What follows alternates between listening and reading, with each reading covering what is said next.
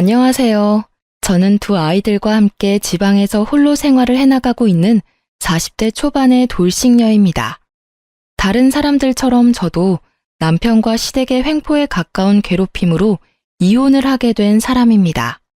사실 저에게 결혼은 환상이 아닌 현실이었어요. 다들 젊을 때는 결혼에 대한 막연한 환상이라는 게 있잖아요. 그러나 저에게는 결혼이 놀랄 만큼 현실적인 거였어요.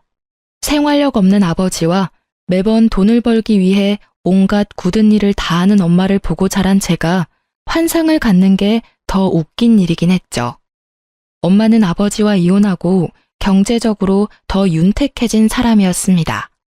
일찌감치 아버지와 이혼한 엄마는 일을 하며 돈을 모았고 저를 번듯한 회사에 취직시켜줄 만큼 저에게 다 쏟아부으셨어요. 그러다 보니 저는 돈 쓰는 게 어려웠어요. 돈 관리하는 것도 어려웠고요. 저 같은 사람은 모을 줄만 알지 쓰는 건 관리를 잘 못하겠더라고요.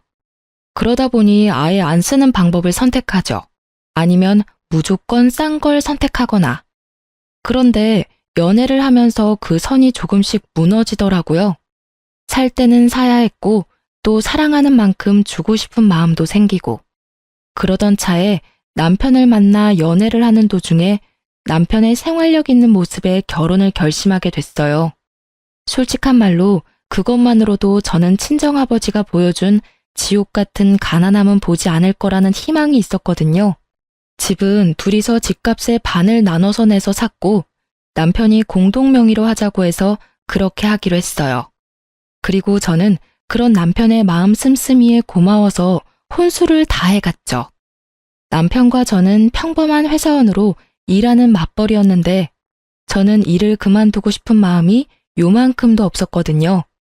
그래서 결혼 전 남편에게 그 점을 정확하게 말했고 남편은 그걸 들어주기로 했어요. 그렇게 결혼을 하고 남편과 저는 경제권을 반만 합치기로 했어요. 이것도 남편의 생각이었어요. 남편 통장은 생활비 통장으로 사용하고 대신에 그 통장의 카드는 제가 가지고 있기로 했어요. 생활비를 쓰는 건 저니까요. 제 통장에는 경조사용 통장으로 사용하기로 했어요. 양가 부모님 용돈이나 명절에 드릴 돈, 친인척들 경조사에 쓸 돈을 모으는 통장이었어요. 이 통장의 카드도 제가 가지고 있었어요. 남편보다는 제가 돈을 인출하기 편한 환경이었거든요.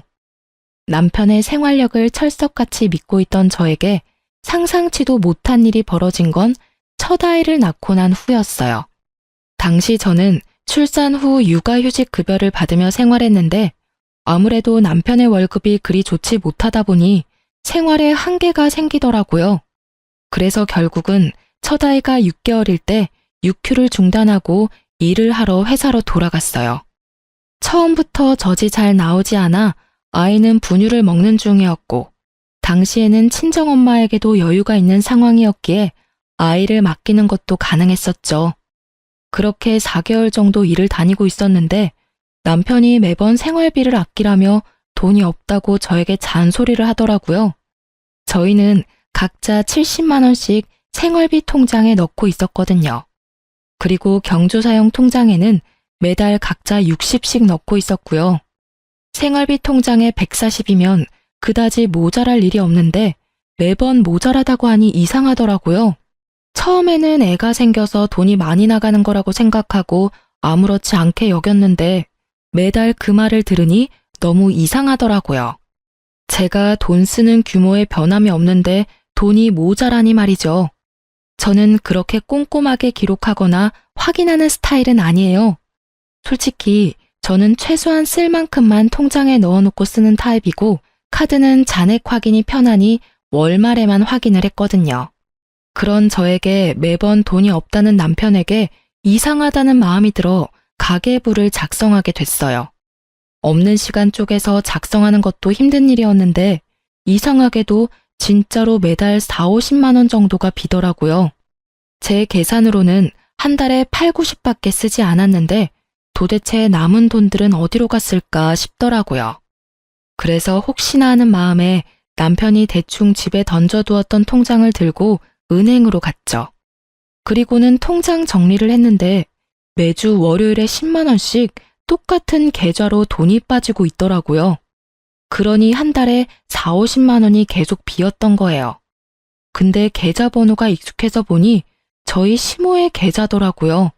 그 순간 슬슬 열이 받기 시작하더라고요. 용돈이라면 매달 경조사용 통장으로 제가 직접 40만 원씩 드리고 있었거든요. 그런데 저 몰래 남편이 시모에게 돈을 주고 있다는 걸 알고 나니 완전 배신감이 팍 들더라고요. 생활비 통장으로 용돈을 몰래 드리는 것도 화가 났지만 그것보다 더 화가 났던 건 남편이 예전에 저에게 그런 말을 한 적이 있었거든요. 친정에 애 맡기고 돈 주는 거 너무 아깝다고요. 친정에는 용돈 40만 원에 애 봐주는 비용에서 30만 원을 더 얹어서 총 70만 원을 드리고 있었거든요. 솔직히 더 드리고 싶었지만 눈치가 보여서 그렇게 드리고 있었어요. 그런데 남편이 그 이야기를 할 때 정말 속상했지만 아무 말 하지 않았어요. 둘이서 돈을 버는 거고 내가 더 벌어서 드리면 되지 하는 생각이 들었으니까요. 그런데 남편이 애를 봐주는 것도 아닌 시모에게 매달 4, 50이나 되는 큰 돈을 주고 있었다는 걸 알고 나니 정말 너무 화가 나서 뱃속이 다 뒤틀리는 기분이었거든요. 그래서 그날부터 매주 금요일에 친정엄마와 함께 마트에 가서 꼬박꼬박 10만 원씩 쓰시도록 해드렸어요. 아우, 이런 거 안 사줘도 돼. 너희 집에서 먹을 거나 사. 아니면 우리 손주 맛있는 거나 사던지. 괜찮아. 어차피 통장에 들어가는 생활비 중에 반은 내 건데 뭐. 그리고 엄마 집 냉장고 든든하게 해두면 어차피 손주한테 맛있는 거 해줄 거잖아. 안 그래? 제 말에 친정엄마는 곤란한 듯 웃으면서 손주에게 더 잘해주겠다고 하시더라고요. 그렇게 몇 주 지났을까요? 하루는 남편이 팔짱을 딱 끼고는 아주 고가운 표정으로 집에 들어오는 저에게 잠깐 부엌으로 와보라고 하더라고요. 제가 부엌으로 갔더니 남편이 냉장고 문을 열더니 말하더라고요. 당신 요새 돈 어디다 갔어? 분명히 마트에서 장을 본 건 맞는데 왜 냉장고에 음식이 하나도 없는 거야? 당신 혹시 두 집 살림 차렸어? 남편의 물음에 저는 천연덕스럽게 말해줬어요. 아, 그거? 우리 엄마네 장 볼 때 쓴 거야. 어차피 애 봐주는 것도 고맙고 애가 거기서 먹고 자고 다 하는데 엄마네 집 냉장고 차 있으면 우리 애한테 좋은 일 아니겠어? 네가 왜 친정집 살림을 대신 살아줘? 우리 생활비 카드를 왜 당신이 마음대로 친정에다 갖다 써? 그리고 장모님께는 우리가 매달 용돈에 애 봐주는 돈도 드리잖아. 그거면 됐지. 뭘 그렇게 더 해드리고 싶어서 안달이 난 건데? 그러다 우리 집 거덜나면 네가 책임질 거야? 생각이 있는 거야, 없는 거야? 가만 보면 너도 생각이 없는 여자야. 누가 생각이 없는데? 내가 생각이 없는 거면 너도 생각이 없는 거겠지. 네가 시댁 살림 살아주는 것 같길래 나도 친정 살림 살아준 건데 뭐 잘못됐어? 꼬박꼬박 월요일마다 10만 원씩 보내고 있는 거 내가 모를 줄 알았냐? 너는 생각이 있는 거야, 없는 거야? 나 몰래 그렇게 시작한 너야말로 생각이 없는 남자겠지. 저는 그렇게 말하며 남편 앞에 남편 통장을 툭 던졌죠.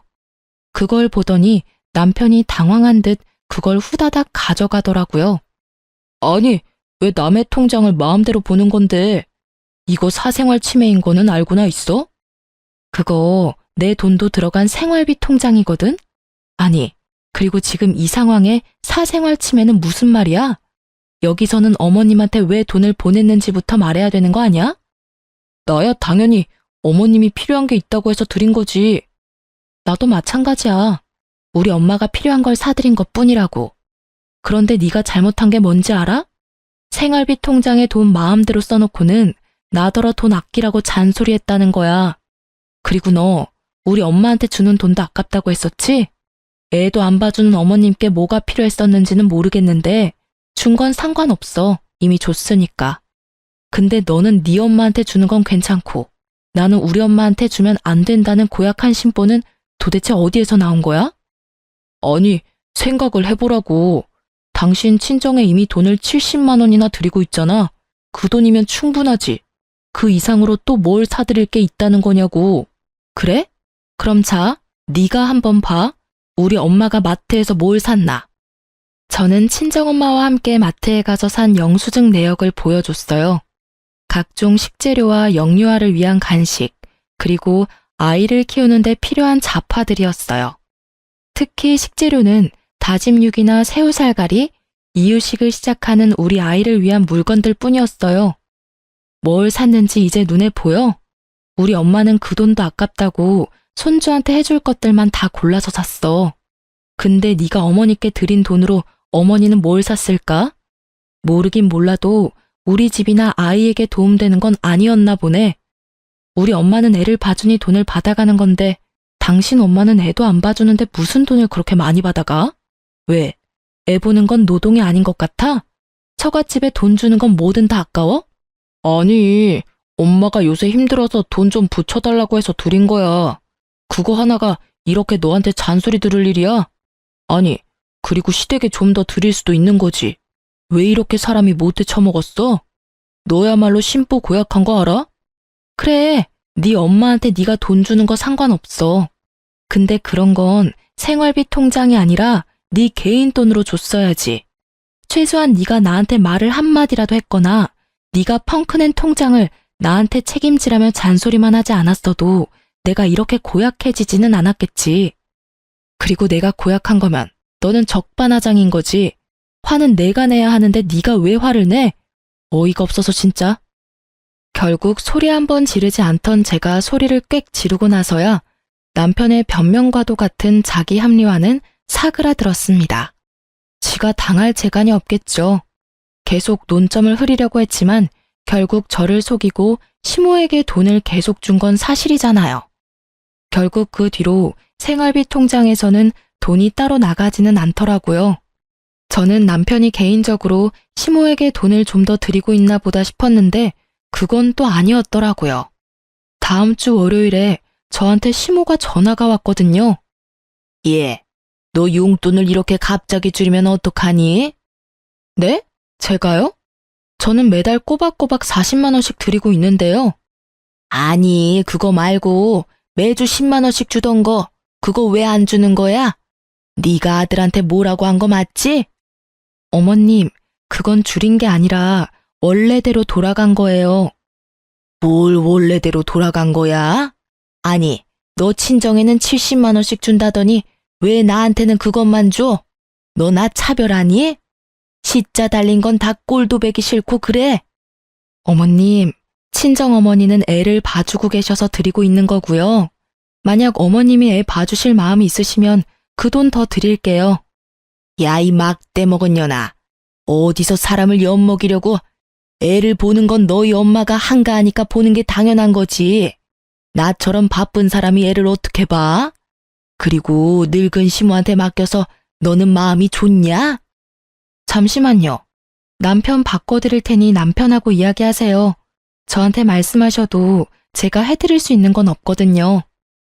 저는 험해지는 시모 말에 질려서 남편에게 전화기를 넘겼어요. 그래, 아들아.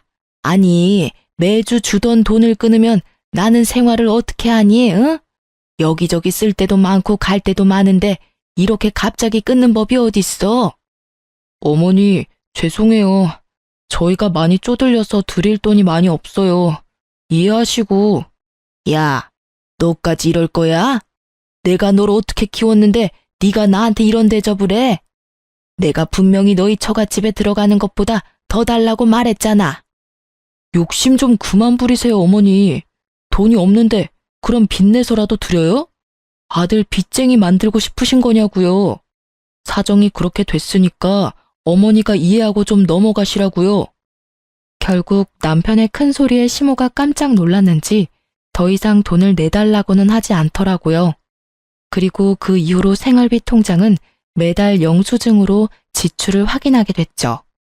이때의 일로 모든 게 다 잘 된 거라고 생각했는데 시모와 남편의 대환장 파티는 이때가 시작이었더라고요. 그 후로 거의 1년이 다 지났을 무렵인데 친정엄마가 손가락 골절로 입원하게 됐었죠. 입원은 최소 기간만 가능했고 집에는 봐줄 사람이 없어서 엄마가 제게 연락을 했더라고요. 예, 퇴원하라는데 팔이 아직 마음대로 되지는 않어. 우리 집에 잠깐만이라도 와서 도와주면 안 될까? 재활 시작하면 서서히 돌아온다는데 나이가 있어서 금방 좋아지지는 않는 데서 반찬만 좀 해주면 다른 건 엄마가 다 할 수 있는데. 저는 엄마의 상황이 딱해서 남편에게 살짝 물어봤죠. 우리 엄마 손가락 골절로 힘든데 우리 집에서 당분간만 보살펴드려도 될까? 집에는 아무도 없고 오래된 집이라 이것저것 집안일도 힘들고 길어봐야 3, 4개월인데 그 전에 좋아지면 금방 돌아가실 수도 있거든. 뭐? 왜 우리 집에 장모님을 모셔? 절대 안 돼. 솔직히 나 모르는 사람 집에 와 있는 거 진짜 신경 쓰이거든? 일하는 것도 힘든데 집에 와서까지 마음 써야 돼? 정 필요하면 간병인을 구하면 되잖아. 남편의 그 말에 엄청 서운했어요. 게다가 모르는 사람이라니 어떻게 장모가 모르는 사람이 될 수 있나요? 그렇지만 지친 남편의 마음도 이해하기로 하고 간병인을 구했어요. 그런데 생각보다 간병인 비용이 많이 나오더라고요. 어머니가 실비보험이 없어서 모든 수술비와 입원비를 그대로 내야 해서 돈이 많이 쪼들렸어요. 그 상황에 간병인을 쓰니 생돈이 거저 깨지더라고요.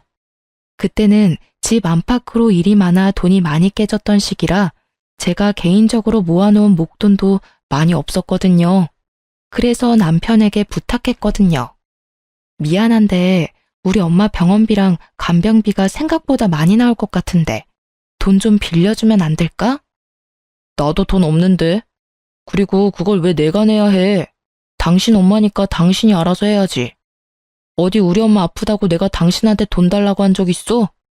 아니, 빌려달라는 거고 곧 갚을 거라는데 왜 이렇게 정색이야? 싫으면 됐어. 진짜 뭐 이런 놈하고 결혼을 했는지. 생활력 있는 남잔 줄 알았는데 그게 아니라 지 실속만 차리는 놈이었네. 내가 바보 멍청이지. 아휴. 제 말에도 남편은 아랑곳하지 않더라고요. 솔직히 이때 이미 남편에 대한 정이 뚝 떨어졌어요. 그래도 뱃속에 있는 둘째 생각하며 버티자 싶었거든요. 아빠 없는 애 만들고 싶지 않았으니까요. 그래도 이혼에 대해서는 꾸준하게 생각하고 있긴 했어요. 볼 때마다 짜증이 났으니까요. 그런데 이 와중에 추석 때가 다 돼서 시부가 돌아가셨어요. 상을 치르고 뭐다 좋았는데 갑자기 그 이후로 시모가 계속 합가를 요구하더라고요. 처음에는 은근한 말투였어요. 여기 경치가 참 좋다. 이런 데서 살면 얼마나 좋겠냐. 뭐 이런 말들요. 그런데 시간이 좀 지나니 아주 직설적으로 말하더라고요. 죽을 때는 아들 곁에서 죽고 싶다고요. 그 이야기를 들으면서도 저는 남편이 설마 합가에 찬성하지는 않을 거라고 생각했어요. 그런데 갑자기 그 다음에 추석이 다가올 때쯤 시모가 저희 집에서 차례와 제사를 지내고 싶다고 하더라고요. 시모의 집은 도심이었고 저희 집은 약간 외곽에 있는 주택이었거든요. 그래서 시모를 모셔와서 차례와 제사를 지내기로 했죠. 그렇게 5박 6일을 저희 집에서 머무셨는데 저는 정말 힘들어 죽는 줄 알았거든요. 당시에는 둘째가 태어나 1살 정도밖에 안 된 상태였고 손이 많이 가는 나이였는데 시모까지 와 있으니 신경 쓸 게 한두 가지가 아니잖아요. 사흘째가 되니 반이 넘어갔으니 좀만 더 참으면 편하게 쉬겠다 싶었는데 갑자기 시모가 말하더라고요. 나 오늘부터 여기서 살란다. 그 말에 말을 잇지 못한 건 저뿐만이 아니었어요. 남편을 보니 남편도 당황한 눈치더라고요. 어머님, 합가 말씀하시는 거면 저희가 저번에도 말씀드렸잖아요. 지금은 어머님을 모시고 살 만큼의 여건이 안 돼요. 애도 돌쟁이에 저희 맞벌이라 어머님도 그만큼 신경 못 쓸 거예요. 게다가 지병도 있으신데 도시에 있는 게 약 타기도 편하고 병원 다니기도 좋잖아요. 너한테 물은 거 아니야. 우리 아들한테 물었지. 아들아, 나 오늘부터 여기서 살게 해줘라. 나 죽더라도 네 옆에서 죽고 싶어. 우리 아들 집에서 죽고 싶어. 응? 어머니, 갑자기 이러시면 저희도 상의를 해봐야 하고 그만큼 여건도 안 되고. 남편은 시원히 말 못하고 버벅거리더라고요. 그런데 시모가 갑자기 통장과 도장을 떡 내놓더라고요. 이 안에 내 전 재산 들어있어. 그러니까 이거 너 가지고 가고 대신에 여기서 나 모시면 되지 않겠냐? 나 크게 바라는 거 없어. 진짜로 여기 이 공기 좋은 데서 마지막 생을 보내고 싶은 마음뿐이야. 어머님, 그걸 왜 저희를 주세요? 그냥 가지고 있으시면서 쓰시면 되죠. 여보, 받지 마.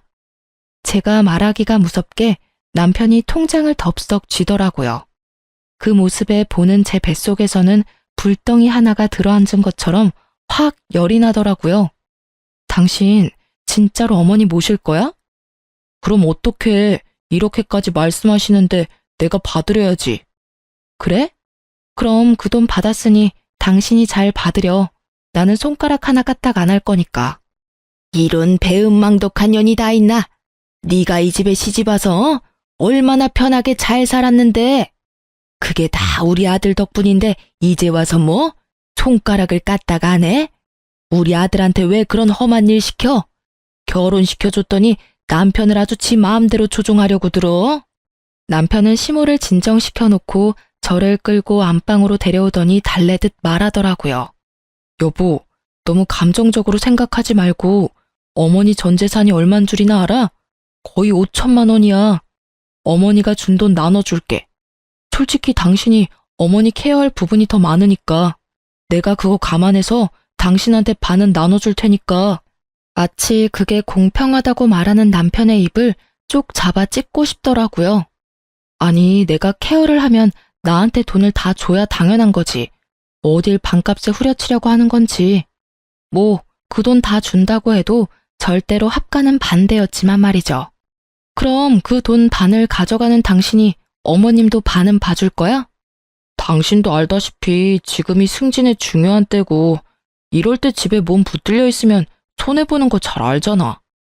못하겠다는 말을 이리도 요란스럽게 둘러서 말하다니 저는 남편을 쏘아봤죠. 못한다는 말을 정성스럽게도 하네. 아니, 당신 말고 내 생각도 좀 해봐. 나 일 안 하면 생활비 빠듯한 거 한눈에 봐도 훤하고. 애를 둘이나, 그것도 둘째는 돌 막 지난 상태잖아. 손이 얼마나 많이 가는데 지금 이 상황에 내가 시어머니 시집살이까지 해야겠어? 어머님 몸이 안 좋으신 것도 아니고 사지 멀쩡하고 정신도 영롱하신데 왜 우리가 어머니를 돌봐야 하냐고. 여유가 있어도 합가를 할까 말까 하는구만. 이렇게까지 사람을 한개 끝까지 몰아넣고 시키고 싶어? 당신 힘든 건 잘 알지. 그치만 어머니도 생각이 있어서 그런 말씀 꺼내신 걸 거고. 남편이 머리를 벅벅 긁더니 한 가지 확인을 하더라고요. 명절 동안은 괜찮은 거지? 명절 동안만은 봐드릴 수 있어. 하지만 그 이상 원하면 난 못해. 이번 명절 끝나면 당신이 어머니 집에 데려다 주던지 아님 당신이 어머님 댁 가서 모시며 살던지 그건 당신한테 맡길게. 결국 시모의 그 말 때문에 남은 명절 연휴는 그야말로 가시방석이 따로 없었어요. 시모는 시모대로 빈정이 상했는지 밥을 차려도 네가 해준 밥은 안 먹겠다며 생떼 부리고 작은 방에 주무시라고 이불 펴고 불 넣어드렸더니 다 필요 없고 아들이랑 같이 자겠다며 저를 아예 안방에서 내치시고는 안방에 자리하고 누우시더라고요. 참자 그렇게 저에게 되뇌이며 조금만 참으면 끝이라는 생각하니 곧 마지막 날이 됐죠. 그런데 말이죠. 그 명절 마지막 날 갑자기 시모가 중내사내하며 온몸이 아프다고 난리를 치며 119를 부르시더라고요. 남편이 본인이 차로 데리고 가겠다며 시모의 폰을 빼앗았는데 시모는 그걸 도로 빼앗아서는 기어이 119에 신고를 하더라고요. 아니, 데려다 주겠다는데 왜 저렇게 구급차를 요구했나 싶었는데 나중에 다 속셈이 있더라고요. 애가 있어서 남편만 보호자로 보내려고 했는데 구급차에 보호자가 있어야 할 것 같더라고요. 그러면서 병원까지 가는 건 상관없는데 올 때는 차도 없이 어떻게 오냐고 묻더라고요. 결국 어쩔 수 없이 남편이 애들 둘 태워 차를 몰고 제가 시모와 함께 구급차를 탔죠. 그리고 그 안에서는 또 총극이 벌어졌죠. 어머님, 현재 어디가 가장 아프세요? 아유, 선생님, 온몸이 다 아프고 나이가 먹어서 그런가 눈도 잘 안 보이고 그래요. 제가 다니는 대학병원이 있는데 꼭 그쪽으로 가주세요. 구급차에서 지정해서 병원으로 가시는 건 좀 힘듭니다. 아픈 곳을 정확히 말씀해 주시면 저희가 그에 맞는 병원으로 이송해 드릴 테니. 아유, 그러지 말고 제가 가는 병원으로 좀 가주세요. 거기가 어디냐면. 어머님, 바쁘신 분들 힘들게 하지 마시고 아픈 곳이 어딘지 말씀해 주세요. 넌 가만히 있어, 이 못된 년아. 네가 하는 말 나는 절대로 안 들을 거야. 네가 뭔데 우리 아들 집에 못 있게 해? 나는 절대로 너 못 믿어. 네가 하는 말 하나부터 열까지 다 안 들어. 너 같은 걸 며느리라고 생각한 적 한 번도 없으니 당장 이혼해. 결국 시모는 가는 내내 저를 욕할 뿐 끝까지 아픈 곳이 어딘지 말해주지 않았습니다. 결국 그 귀한 구급차는 어머님이 다니던 병원에 어머님과 저를 내려다 주었죠. 뒤이어온 남편은 뒷좌석에 잠자는 아이들과 함께 있었고 저는 보호자로 시모의 검사에 동행했어요. 그런데 결국 마지막에 모든 검사가 끝나고 의사 선생님이 어이없다는 듯이 말하더라고요. 어머님 연세 이 정도면 굉장히 정정하신 겁니다. 천식 때문에 배가 안 좋긴 하지만 그 정도로 심각한 상태도 아니고요. 검사상으로는 나쁜 곳이 한 군데도 없는데요. 아이고 선생님, 제가 한두 군데만 아픈 게 아니에요. 숨을 못 쉰다니까요. 조금만 걸어도 숨이 쌕쌕거리고 이 정도면 요양을 해야 할 정도 아닌가요? 아니면 입원이라도. 아니요, 지금 너무 정정하세요. 요양원도 등급이 안 돼서 못 들어가실 것 같은데 천식 말고는 다른 지병도 크게 없으시고 일단 통증약은 처방해 드릴 테니 집에 돌아가세요. 입원하실 필요 없어요. 결국 나가지 않고 입원과 요양을 요한다는 이야기를 듣고 싶었던 시모는 뒤에서 기다리는 환자들 때문에 간호사와 저에게 끌려 나올 수밖에 없었죠. 정말 어찌나 부끄럽던지 결국은 너무 화가 나고 어이가 없어진 저는 수납을 위해 시모를 대기석에 앉혀두고 남편에게 돌아왔어요. 어떻게 됐어? 어머니 어디가 많이 안 좋아? 의사 선생님 말로는 너무 건강하시다는데? 당신이 봐야 했어. 의사 선생님이 나가라는데도 붙들고는 자기 아프니 입원이나 요양이 필요하다며 자기 입으로 막 말하시는데 진짜 어머님 쇼하는 거 너무 하시는 거 아니야? 어떻게 아프지도 않으면서 병원까지 와서 이러실 수가 있어. 구급차 안에서도 나한테 막말을 하시는데 아 진짜 너무 힘들다 힘들어. 야, 너는 무슨 말을 그딴 식으로밖에 못해. 솔직한 말로 며느리가 시어머니 모시는 게 그렇게 어려운 일이야? 남들은 다들 나서서 잘만 한다는데 너만 왜 유별나게 굴어? 너 정말 모질다. 엄마가 너더러 못됐다고 한 말 틀린 거 하나 없네. 그래, 나 못됐어. 근데 그렇게 치면 너도 똑같지 않아? 우리 엄마 아파서 집에 모시자고 할 때 너 얼굴에 완전 정색하면서 거절했던 거 기억 안 나? 게다가 돈을 달라는 것도 아니고 엄마 간병비로 돈 좀 빌려달랬더니 그것도 칼같이 거절하고. 너는 내가 천치 바보인 줄 알지? 그런 거는 애저녁에 까먹고 아무 생각 없이 해실거리는 년처럼 보이지? 그런 거는 절대 안 잊어버리거든? 그때 네가 했던 말 그대로 돌려줄게. 모시기 싫으니까 간병인 써. 얼마 안 하잖아. 그리고 미리 말하는데 나는 간병인 쓰는데 드는 돈 절대로 줄 생각 없으니까 그쪽도 알아서 하고. 야, 그건 이거랑은 다르지. 그때는 단순히 손가락만 못 쓰시는 거였고 솔직히 장모랑 엄마랑 똑같을 수는 없잖아. 엄마는 내 엄마인데. 그러니까 하는 말이잖아. 네 엄마 네가 알아서 모시라고. 남의 손을 왜 빌려? 나도 내 엄마랑 시무랑 똑같을 수는 없거든. 게다가 구급차 안에서 막말을 그렇게 하는데 구급대원이 참으로 불쌍하게 나를 보더라. 네가 말했듯이 시모도 나한테는 가족 아니야. 그러잖아도 마음이 한껏 상해 있었는데 남편의 말들을 들으니 딱 한 대 패주고 싶더라고요. 합가하고 싶으면 해. 대신 이혼 서류 작성하면 돼. 쉽지? 막 나가는 거냐? 좋아, 이혼해. 누가 무서워? 솔직히 네가 어딜 가서 나 같은 남자를 만나? 나니까 네가 하는 말 다 들어줬던 거지. 나가서 고생해봐야 정신을 차린다니까? 그래, 알았어. 근데 너 내가 하는 말 들어줬던 적 없거든? 내 뒤통수 친 적은 한 번 있네. 솔직히 소송하면 나한테 더 유리할 거 알지? 나야말로 볼 꼴 못 볼 꼴 다 봤거든. 고맙다 이 새끼야. 이혼해줘서. 저는 그날부터 이혼 준비에 들어갔습니다. 막상 이혼을 하면 앞으로의 불확실한 미래 때문에 두려울 줄 알았는데 웬걸요? 아주 속이 시원하더라고요. 앞으로 저 얼굴 안 보고 살아도 될 생각을 하니 10년 묵었던 채증이 다 내려가는 느낌이었죠. 이혼 전문 변호사를 만나서 법적으로 가져올 수 있는 건 최대한 끌어오자는 느낌으로 소송에 임했어요. 그리고 혼자서 애를 키우고 돈을 벌 계획까지 모두 철저하게 준비하고 있었죠. 집은 어차피 공동명의라서 살고 있지 않아도 한 사람의 임의대로 팔 수 없기에 그냥 놔두고 나왔어요. 친정에서 아이와 머물고 있었죠. 그리고 생각보다 빠르게 이혼 확정 판결이 떨어졌어요.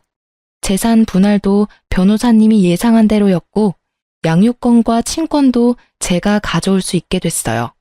또 이혼 위자료도 조금이지만 받게 됐죠. 이제 절차상의 서류 정리만 마무리하면 되는 상황에서 갑자기 전 남편에게서 연락이 왔어요.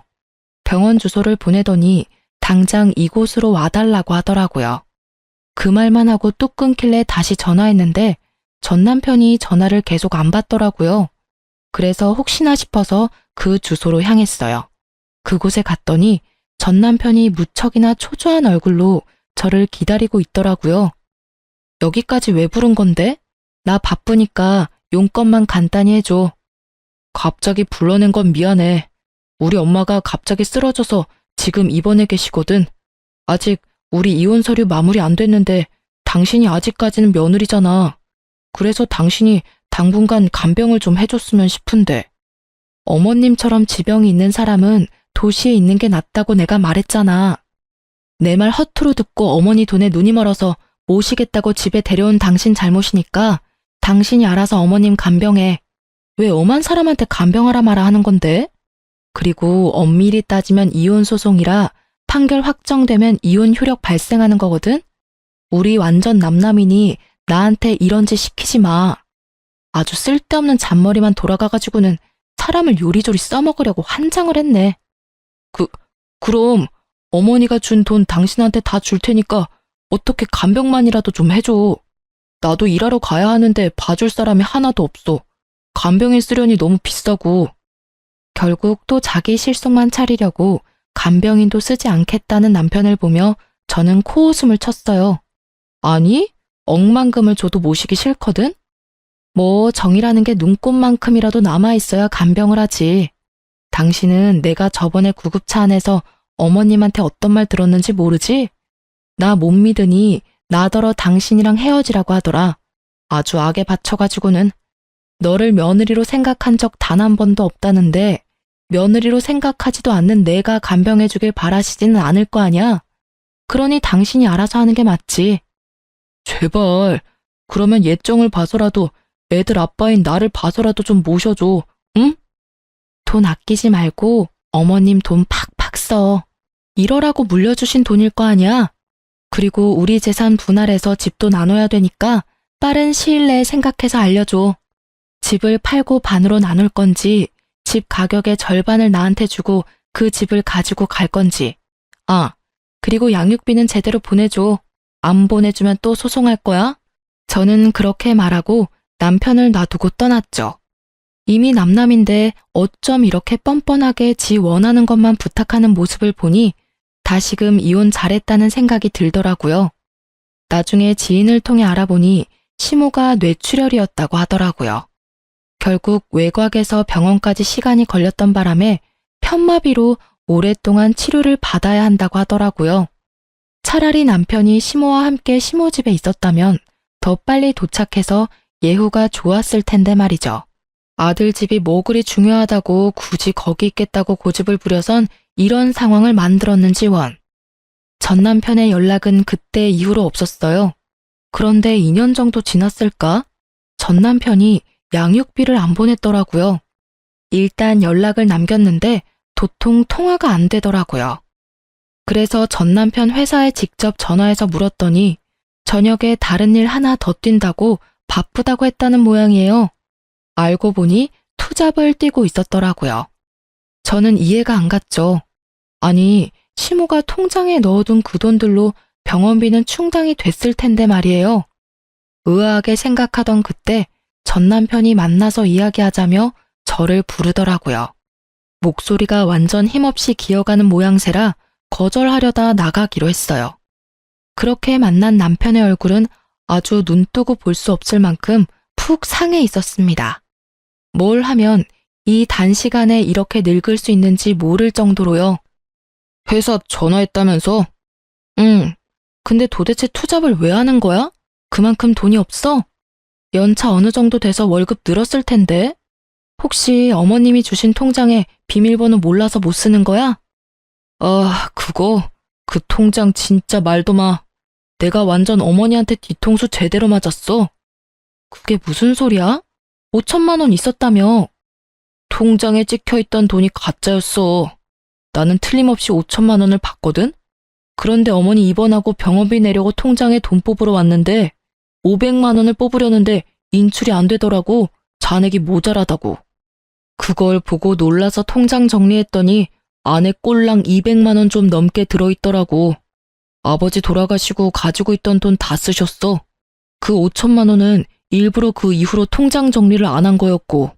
전 남편의 말에 저는 입을 떡하니 벌리고 들을 수밖에 없었어요. 알고 보니 시모가 남편에게 거짓말을 한 거였더라고요. 합가를 하고 싶었는데 며느리는 합가에 결사반대고 아들놈도 지한테 이득이 되지 않으면 얄짤없을 거라는 걸 알고는 일부러 5천만 원의 통장 정리하고 그 뒤로 정리를 하지 않은 거였더라고요. 돈 없으면 자기 아들이 안 받아줄 걸 예상을 한 거죠. 어머님은 무슨 배짱으로 그렇게 하신 거래? 아니, 막말로 어머님이 아프면 당신이 모시지 못할 것도 아닌데. 합가하고 나면 어차피 자기를 버리지도 못할 거니 그냥 그대로 눌러 살 작정이었다고 하더라고. 머리털 나고 이렇게 사기당해본 게 처음이라.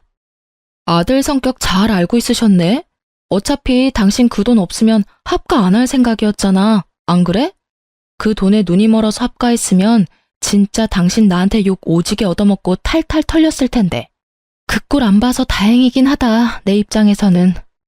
그랬겠지. 아, 그때 당신이 하는 말을 들었어야 했는데 그 5천만 원이 그때는 왜 그렇게 아까웠는지 몰라. 결국은 봐. 늘어나는 병원비에 양육비가 감당이 안 돼서 저녁에 대리나 뛰고 있고 편안한 집도 사라지고 따뜻한 밥도 이제는 없어.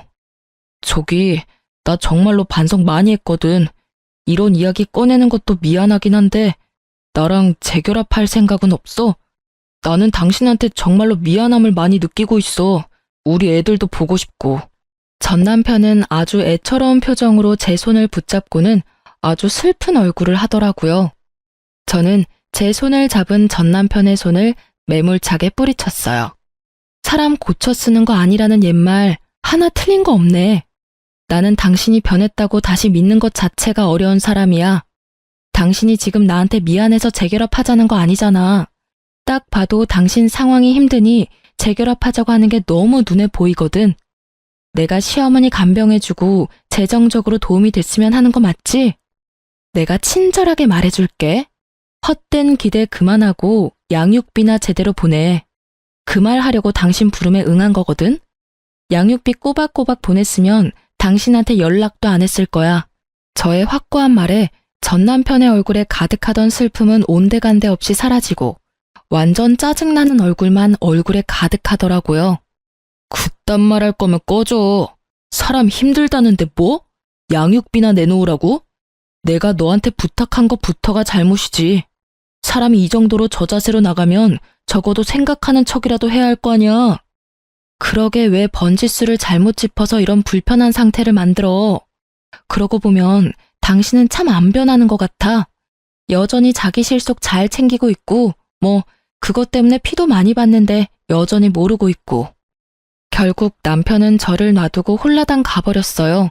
커피값도 계산 안 하고요. 마지막까지 정말 재수없는 놈이었어요.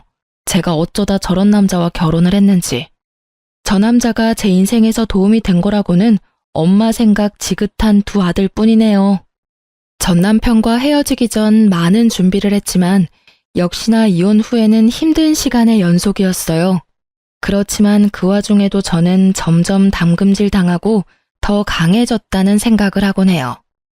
아이들은 가끔씩 아버지에 대해 궁금해하긴 했지만 자신들을 만나러 오지 않은 아버지에 대해 점점 관심을 끊게 되더라고요.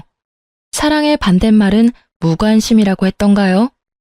아이들에게 남편은 그렇게 없는 존재가 되어가고 있어요. 솔직히 아이들의 그런 모습에 안쓰럽고 슬프기도 하지만 아버지와 아들의 관계가 제가 강제할 수는 없는 노릇이잖아요. 그 정도로 당했으면 본인이 실속을 차리느라 가장 중요한 인간관계에 소홀해지고 있다는 걸 조금이라도 깨달았을 때도 됐을 텐데. 여전한 걸 보면 정말 아직까지 철이 덜 든 건지도 모르죠. 저야 애들 생각하면 좀 안 됐다고 생각하지만 남편과 애들이 가까워지지 않는 게 마음은 더 좋아요. 아이들을 전 남편의 그런 행동에 물들이고 싶지는 않거든요.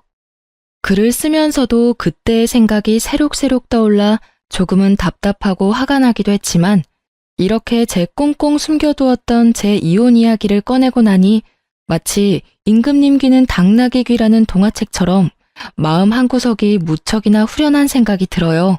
이래서 너무 한쪽으로만 생각이 치우치면 안 되는 것 같아요. 저도 아버지 같은 사람 피하려다가 도리어 더 이상한 남자를 만나고 말았으니까요. 뭐든 적당한 게 최고라는 말을 요즘에서야 서서히 이해해가고 있어요. 좀 더 일찍 알았다면 제게도 이런 일은 없었을지도 모르죠. 하지만 지금은 꽤 잘 살고 있어요. 애들도 학교 들어가니 손 많이 가지도 않고 미안하게도 일찍 철이 들어버렸지만 엄마가 힘들다는 걸 잘 알고 있는 두 아들 덕분에 서로 도와가며 잘 지내고 있거든요. 고부 갈등으로 고생하는 전국의 며느리들 힘내시고 글 읽어주셔서 무척 감사합니다.